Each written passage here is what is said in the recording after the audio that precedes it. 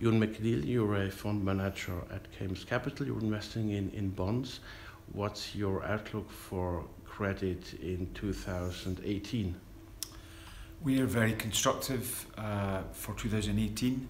We think many of the factors that have driven credit spreads tighter in 2017 are very much remain in place. An accommodative central bank backdrop, the ECB reaffirming their commitment to QE through at least September 18, and a global economy that continues to perform relatively strongly, but most importantly with no real evidence of inflation coming through.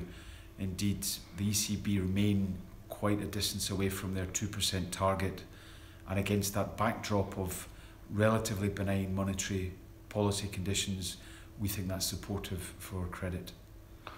Now, the ECB itself hints at kind of market distortion by their large buying program.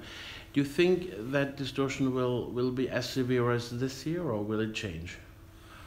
I think there's always that concern when you have such a large proportion. I think they own somewhere around 10% of the, between 5 and 10% of the outstanding corporate market in Europe. However, I think if they were really concerned about it, they wouldn't have reaffirmed their commitment at the end of October. So I think, yes, it's encouraging that they're aware of the potential risks, but I think the fact that they have reaffirmed their commitment suggests that it's not a central risk for the ECB, that risk of distortion. Do you see other risks for credit markets next year? Yeah, I mean, clearly, geopolitics was something that investors were very worried about 12 months ago, and on every single occasion the market brushed off any political concerns. I think in terms of identifiable risks, inflation continues to be the most tangible risk factor that bond investors should watch. My earlier comments around benign monetary policy conditions would certainly come into question if we saw tangible evidence of inflation coming through in either Europe or the US.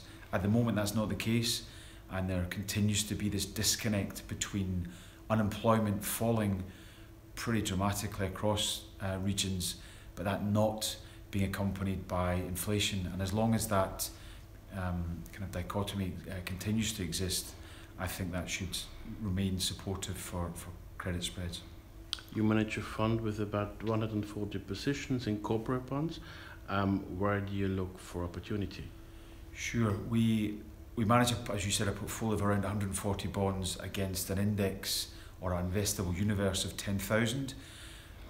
We are very active managers, and the fact that we run a global mandate allows us to switch our exposure from issuers.